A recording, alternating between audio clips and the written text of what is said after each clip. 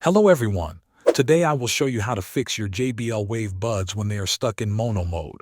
First, remove both earbuds from the charging case at the same time. Turn off Bluetooth on your phone or tablet.